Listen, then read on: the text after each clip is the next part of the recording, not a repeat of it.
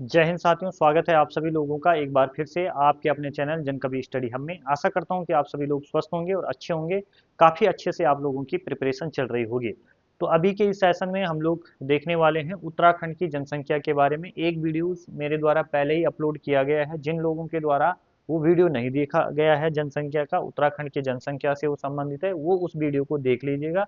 उसके बाद इस वीडियो को आप लोग देखने का काम करेगा। ठीक है, तो इसमें हम लोग चर्चा करने वाले हैं उत्तराखंड में 10 के वृद्धि दर के बारे में।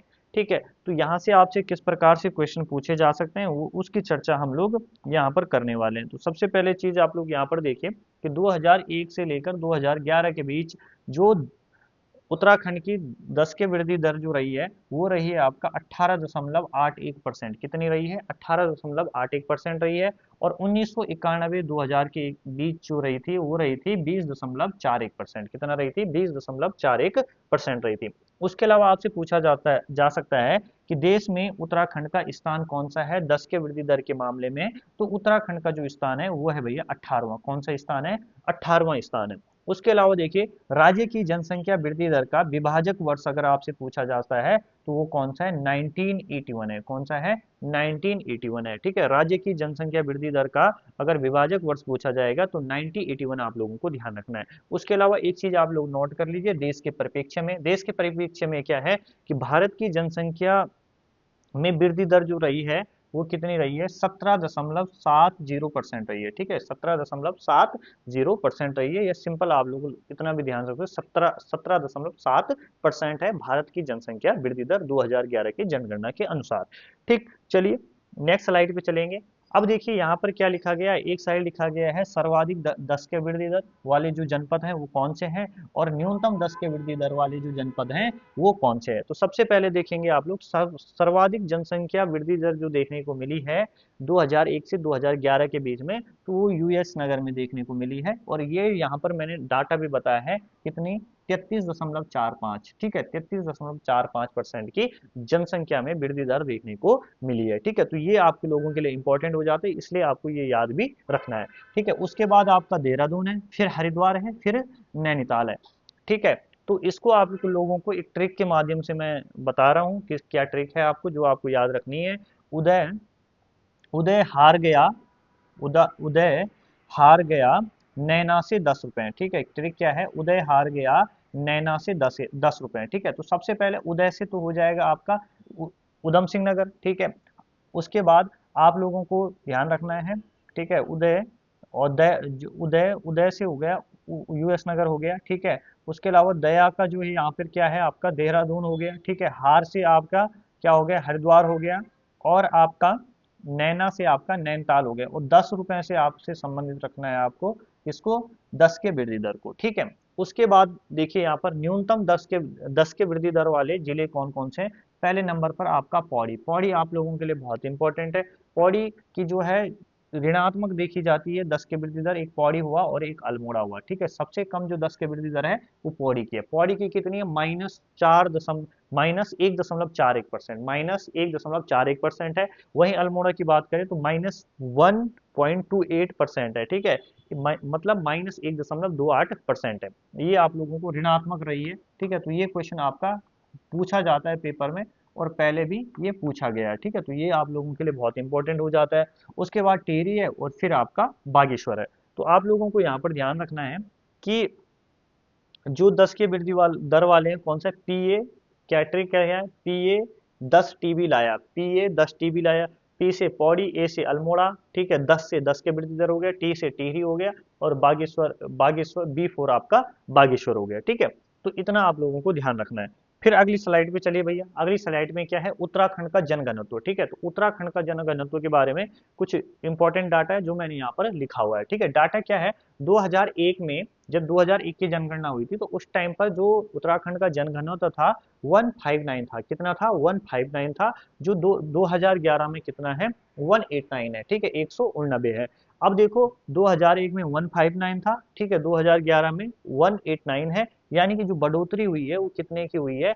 +30 की बढ़ोतरी हुई है, 30 की उसमें क्या हुई है, बढ़ोतरी हुई है। ठीक, देश का जनघनत्व की बात करते हैं तो देश का जनघनत्व कितना है, 382 है। क्लियर हो गई बात। उसके अलावा एक और प्रश्न आपसे पूछा जा सकता है, बहुत हल्का, हर किसी को याद हो जाता है ये, देश में स्थान क्या है यूके का जनघनत्व के मामले में, तो जनघनत्व के मामले में 25वां स्थान है। कौन सा स्थान है, 25वां। ये चीज आप लोगों को ध्यान रखनी है। उसके बाद सर्वाधिक जनघनत्व वाले जिले कौन से हैं, तो इसके लिए भी आपका HDU1 वाली ट्रिक है। ठीक है, HDUN वाली ट्रिक है। तो सबसे देखिए HDU1 वाली ट्रिक ना हमारी 3 जगह काम आ गई। ठीक है, 3 जगह कहाँ पर HDU1 काम आ गया। एक तो आपका सर्वाधिक जनसंख्या, ठीक है, सर्वाधिक जनसंख्या में ये काम आ गया। दूसरा ये काम कहाँ पर आया, न्यूनतम लिंग अनुपात वाले जिले। ठीक है, न्यूनतम लिंग अनुपात में ये काम आया। ठीक, और तीसरा हमारे ये कहाँ पर काम आ रहा है, सर्वाधिक जनघनत्व में भी हमारी ये ट्रिक काम आ रही है। तो 3 जगह हमारी ये ट्रिक काम आ गई, यानी कि 3 प्रकार के प्रश्नों को आप एक ट्रिक के माध्यम से कर सकते हो। कितनी काम की ट्रिक है, HDUN। ठीक है, उसके बाद देखिए हरिद्वार की बात करें, सर्वाधिक जो जनघनत्व है वो आपका किसका है, आपका हरिद्वार का है। अब देखो सबसे पहले ये समझना बहुत ज्यादा जरूरी है कि जनघनत्व क्या होता है। तो देखिए एक ध्यान रखना, 1 किलोमीटर स्क्वायर में, ठीक है, 1 किलोमीटर स्क्वायर में कितने लोग निवास कर रहे हैं, कितने लोगों निवास कर रहे हैं या कितने व्यक्तियों की संख्या है, तो वो आपका क्या कहलाता है, जनघनत्व कहलाता है। तो हरिद्वार का जो जनघनत्व है वो 801 है। ठीक है, 801, यानी कि 1 किलोमीटर स्क्वायर के अंदर कितने लोग रह रहे हैं, 801 लोग रह रहे हैं। ठीक है, उसके बाद यूएस नगर का 649 है, देहरादून का 549 है, ठीक है, नैनीताल का 225 है। न्यूनतम जनघनत्व की बात करें तो सबसे कम आपका किसका है, उत्तरकाशी का है। ठीक है, उत्तरकाशी का 41 है, चमोली का 49 है, पिथौरागढ़ का 68 है। ठीक है, 668 कहाँ का है, पिथौरागढ़ का, और बागेश्वर का 116 है। ठीक है, तो ये प्रश्न हो गए आपके जनगणत्व से संबंधित। आगे चलिए, आगे देखेंगे। अब अगली स्लाइड में हम लोग जो देख रहे हैं वो है उत्तराखंड में साक्षरता। ठीक है, तो उत्तराखंड में साक्षरता के बारे में पढ़ रहे हैं हम लोग। तो क्या क्या पॉइंट आप लोगों को ध्यान रखना है, देखो उत्तराखंड में साक्षरता से पॉइंट पूछा जाएगा तो पहला प्रश्न ये आएगा कि यूके की साक्षरता बताओ। आपने बोला 78.82%। फिर कभी पूछेगा प्रश्न, पुरुष साक्षरता बताओ, 87.40%। महिला साक्षरता बताओ, 70%। ठीक है, ग्रामीण साक्षरता बताओ, 74.31%। नगरीय साक्षरता बताओ, 84.45%। ठीक है, उसके अलावा यूके में साक्षरता के मामले में स्थान, देश में स्थान, ठीक है, देश में अगर ऐसा पूछा जाता है उत्तराखंड का साक्षरता के मामले में देश में कौन सा स्थान है, तो आप रखोगे ध्यान 17वां, साफ और साक्षरता, साफ और 17वां। ठीक है, अगर पूछा जाएगा पुरुष साक्षरता में स्थान तो रखोगे आप लोग क्या, 13वां। ठीक है, कौन सा स्थान है, 13वां, पुरुष साक्षरता में कौन सा स्थान है, 13वां।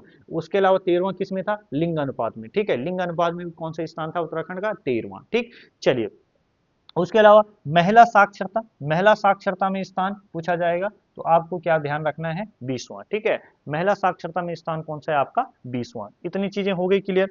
फिर चलिए अगली स्लाइड में, अगली स्लाइड में देखेंगे सर्वाधिक साक्षरता कहाँ की है, न्यूनतम साक्षरता कहाँ की है। तो सर्वाधिक साक्षरता जो ध्यान देना आप, देहरादून की है, फिर नैनीताल में है, चमोली में, फिर पिथौरागढ़ में। ट्रिक क्या है, डीएन चाय पीले साक्षी की ट्रिक क्या है, ट्रिक क्या है आपकी, डीएन चाय पीले साक्षी की। ठीक, अब देखो कैसे याद रखो, डी से देहरादून, एन से नैनीताल, चाय से चमोली, पीले से पिथौरागढ़। ठीक है, तो साक्षी की, साक्षी की से आ रहा है आपका साक्षरता। ठीक है, तो ये आपकी ट्रिक है, देहरादून, नैनीताल, चमोली, पिथौरागढ़। ठीक है, ये आप लोगों को ध्यान रखना है, सर्वाधिक जो आपके क्या है साक्षरता वाले जिले हैं। देखो अभी एक दो बार आप लोगों को, देखो रिवीजन तो बहुत ज्यादा, आज जैसे आप लोगों ने आज पढ़ लिया ये, इसको पढ़ने का क्या तरीका है, साक्षरता जो ये जनसंख्या वाला चैप्टर है, आप लोगों ने एक बार नोट्स बना लिया, मुझसे पढ़ लिया, बहुत डिटेल वाइज पढ़ा रहा हूँ, इससे बाद कहीं से भी कुछ देखने की जरूरत नहीं। ठीक है, मेरे वीडियोस देख लेना, इनफ है। इसके बाद कुछ भी चीजें आपको इसमें और देखने की जरूरत नहीं, कोई किताब देखने की जरूरत नहीं, बस इन जो भी 3-4 वीडियो, 2-3 वीडियो और आएंगे उनको आप लोग कंप्लीट देख लेना, आपको किसी भी प्रकार की कोई दिक्कत नहीं आएगी। ठीक है, इसीलिए मैं थोड़ा थोड़ा करके इनके एक की वीडियो नहीं बना रहा हूँ बहुत लंबा। ठीक है, इनको एक ही थोड़ा थोड़ा छोटे छोटे वीडियो में करके मैं आप लोगों को बता रहा हूँ। तो डीएन चाय पीले साक्षी की ये हो गया। उसके बाद न्यूनतम साक्षरता वाले जिले, उधम सिंह नगर, हरिद्वार, टिहरी, उत्तरकाशी। ठीक है, उधम सिंह नगर, हरिद्वार, टिहरी और उत्तरकाशी। तो इसके लिए क्या ट्रिक है, उधर देख, उधर देख हरि तेरी उत्तरा साथ आई है। ठीक है, तो देखो उधर से हो गया उधम सिंह नगर, ठीक है, हरि हरि से हो गया हरिद्वार, ठीक है, तेरी से हो गया टिहरी, उत्तरा से हो गए उत्तरकाशी, 7 जो आया है यहाँ पर उससे है साक्षरता। ठीक है, ये आपके सर्वाधिक साक्षरता वाले भी हो गए और न्यूनतम साक्षरता वाले जिले भी हो गए। अब देखिए अगली स्लाइड में देखेंगे सर्वाधिक पुरुष साक्षरता कहाँ की है, न्यूनतम पुरुष साक्षरता कहाँ की है, सर्वाधिक महिला साक्षरता कहाँ की है, न्यूनतम महिला साक्षरता कहाँ की है। ठीक है, अब देखिए भैया सर्वाधिक पुरुष साक्षरता कई बार यहाँ से प्रश्न आया, सर्वाधिक पुरुष साक्षरता है रुद्रप्रयाग की। ठीक है, सबसे ज्यादा पढ़े लिखे जो पुरुष हैं वो कहाँ पर है, रुद्रप्रयाग में। रुद्रप्रयाग के बाद ठीक उसी के बगल में चमोली। ठीक है, चमोली आप लोग ध्यान रखोगे। ठीक है, चमोली से ही लगा पड़ा है आपका कौन सा, चमोली से ही लगा पड़ा है आपका अल्मोड़ा। ठीक है, फिर आप अल्मोड़ा, और अल्मोड़ा के बाद आप लोगों को ध्यान रखना है पिथौरागढ़। ठीक है, तो रुद्रप्रयाग, चमोली, अल्मोड़ा और पिथौरागढ़, ये 4 डिस्ट्रिक्ट आप लोगों को ध्यान रखने, रुद्रप्रयाग, चमोली, आपका अल्मोड़ा, पिथौरागढ़। फिर देखिए न्यूनतम पुरुष साक्षरता सबसे कम हरिद्वार, फिर यूएस नगर, फिर उत्तरकाशी, फिर देहरादून। ठीक, इतना आप लोगों को ध्यान रखना है। सर्वाधिक महिला साक्षरता जो देखने को मिलेगी वो देहरादून की है, फिर नैनीताल की है, फिर आपका पौड़ी गढ़वाल की है, फिर आपका चमोली की। सर्वाधिक महिला साक्षरता जो है देहरादून की है, नैनीताल की है, पौड़ी गढ़वाल की है, फिर आपका चमोली की है। वहीं बात करें न्यूनतम महिला साक्षरता उत्तरकाशी की सबसे कम है, फिर टिहरी की कम है, फिर उधम सिंह नगर, फिर आपका हरिद्वार। तो ये आपका डाटा था पूरा का पूरा जनसंख्या का। इसके बाद 2-3 वीडियो और आएंगे आपके, 4-5 वीडियो टोटल हो जाएंगे मतलब ये, जिसमें आपको कंप्लीट जनसंख्या को बताया गया है। ठीक है, अब देखिए लास्ट में ये आपको थोड़ा सा जानकारी देना चाह रहा हूं मैं उत्तराखंड ज्योग्राफी बैच 2025 के बारे में, जो कि हमारा 24 फरवरी से शुरू हो चुका है। ठीक है, 24 फरवरी से ये बैच शुरू हो चुका है। ठीक है, जो भी ये बैच किन छात्रों के लिए उपयुक्त है, ठीक है, जिन लोगों का आगे फॉरेस्ट गार्ड का एग्जाम देना है, जिन्होंने वीडियो आने वाली जो भर्ती है आपका, ठीक है, पटवारी आने वाले टाइम पे भर्ती है, और पुलिस कांस्टेबल सबसे बड़ी भर्ती जो है पुलिस कांस्टेबल, जिन भी बच्चों को एग्जाम देने उन बच्चों के लिए उत्तराखंड को काफी डिटेल वाइज पढ़ाया जा रहा है, और जो अभी वर्तमान में पैटर्न चल रहा है उसके अकॉर्डिंग चल पा रहा है। जो बच्चे हमारे साथ क्लासेस में जुड़े हुए हैं, ठीक है, उत्तराखंड ज्योग्राफी की